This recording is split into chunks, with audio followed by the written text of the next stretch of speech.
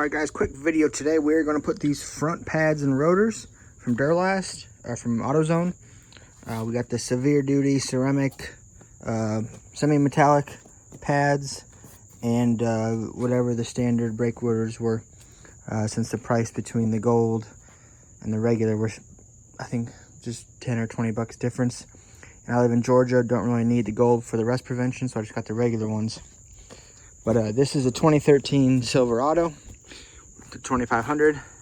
I've already got the tire, got the bottle jack under there, one jack stand, and so it's a 22 millimeter on your lugs. Rip those loose, but let's get the tire off and see what we're working with. All right, once this is off, you're either gonna need to turn the wheel all the way, so the caliper's out as far as it can, because you've got to get to the two mounting bracket bolts, and they're both a 21 on this truck. This is a 13 model Silverado, and there's going to be two of them, one on the top, one on the bottom. You can either do it like this and get a big old breaker bar type thing and, sit on it. It's easiest just to turn the wheel, so you can get, even if you're doing it manually, it's still easiest to turn the wheel for just ease of doing it. All right, so I broke both of these with a crazy long breaker bar because I don't have wobble sockets and 1/2 inch, and I'm just using the ratchet to get them the rest of the way out. Once these are free, I'm gonna take this. So next up, we're gonna take this once these bolts are out. And we're basically gonna put it right here and start prying up this caliper bracket. All right, so the bolts are out, and now this thing's already got some play in it. Before we take that off, you're gonna need some way to support it. So I picked up one of these 16 inch or 15 inch rubber bungees. I know a lot of the automakers have a specific tool that you can just hook right here, and it hooks on, pick a hole like this. So I'm just gonna double wrap this around a couple times so it's a good length, and then we'll let this side hold the weight of the caliper. That way I won't have this huge thing hanging down on me and falling and breaking these rubber hoses. All right, so here we are. In hindsight, it looks like I'm probably gonna buy next, in the not too distant future, these hoses and the caliper, and replace those two. It looks like my pads and rotors were just fine. There's nothing terribly wrong with them, although I personally have bought this truck 50,000 miles ago and had unknown condition of these front brakes. Thought I heard some squealing recently, so I went and bought these. Turns out on both pads, I still had time, at least on this side. We'll see about the other side, but when I had the wheel up in the air, you could turn this and you heard some grinding still, so that tells me either the caliper or the rubber hose is going bad on this side. So I will be purchasing both of those in the not too distant future. But looks like this rotor has a screw right here. All right, so this does happen to be a T30, and we'll just get that out, and then once this screws out the way, we should be able to pull this whole rotor off.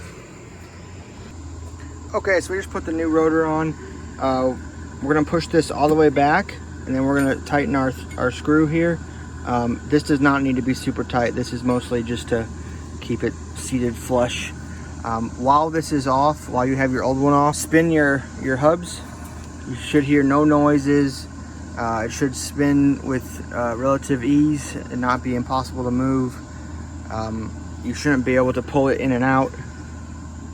That, and then any of those are happening, you might have a bad hub bearing as well. So this is what mine was looking like. If you're in a rust area, sand this up nice. I probably need to buy one of these in the not too distant future as well.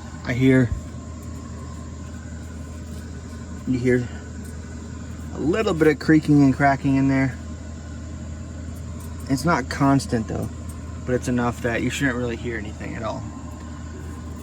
So this, I'm basically gonna have a front end rebuild here soon with my caliper and a hub bearing set in the future. But all right, so we just put this back on. We have a 3/8 wrench. We have a 3/8 ratchet right here. We just got this hand snug. You don't want to strip it. If you're in the Rust Belt, you'll be buying a new one of those for sure, just to play it safe that it won't strip the next time. Next up, we'll be getting these pads out. This is a very heavy caliper, so do not let it just hang by that part. But let's get these before we get these pads out. We do need to compress that piston. Let's go get our tool to do that. All right, so when I do brake pads, I use Carlisle 279. It is a ratcheting brake pad spreader. You get it as thin as you need it. You slide it in here, and then you have to manually extend one side out there. So let's see if I spin one, see how they spin. Manually extend or go inside to extend or shrink them so that they're as small as you need them, and then put it in there, and then after that it's just a ratcheting mechanism. And this tool does have a forward and reverse levels. All right, so I took out one pad, and then I was able to give enough clearance to get it in there so I could start it. But all right, before you slide your caliper back over it, make sure you get some brake clean, spray it on here. I know I got some dirt on the back, so we're gonna get the back side too as I spin it, and then wipe it off with something clean or mostly clean. If there's any dirt on here as you're putting it back together, this surface will wear unevenly and wear faster than if it was put together clean. Okay, so we got this clean. We got our pads in there, brand new AutoZone severe duties. The little clips, they only go in one way, so you'll just need like a little pick tool or something initially to pry these top fins back just a hair so you can slide this in. Not a lot, it's not a lot of force. Literally just finger strength, but you need one hand pulling this up a little bit, and then the other hand can push that in the groove. But that slides the fresh pads in there into your caliper. This caliper is this is 2013, it's 2025, 12 years old, 285,000 miles. It's probably due here coming up, and I'll be doing it. For right now, we're just gonna reuse it since my braking isn't crazy weird. It's not like one side locks up and the other side doesn't, so my wasn't crazy groove, so we should be good. So we just need to make sure this is spread out far enough, maybe spread it a little bit more if it doesn't fit over the new one, and then I can put this back over here and line up these bolts. Okay, so we're tightening this one down. We're not gonna get that snug it yet till we get the bottom one in there. But we're gonna get it close till it's almost touching the middle, and then we'll go do the bottom one. These are gonna be torqued pretty heavily. It's north of 150 foot-pounds. It was pretty difficult to take off. I needed a breaker bar. So it was on there pretty good, and most calipers are 100 foot-pounds plus anyway. So everything's new now. I don't know if you can see in there. Here's my pad, new pad. Here's the rotor, and then the other new pad. I guess you can't see through there, but it's on the other side, and it's brand new too. So I'm gonna get these bolts torqued, and then this job is done. Just put the wheel back on and you are ready to go. All right, we are done with this. It is fully bolted together as it's gonna be, and now all I gotta do is put that tire back on and go to the other side. Thanks for watching. Subscribe if you want to see more. on these Chevy trucks.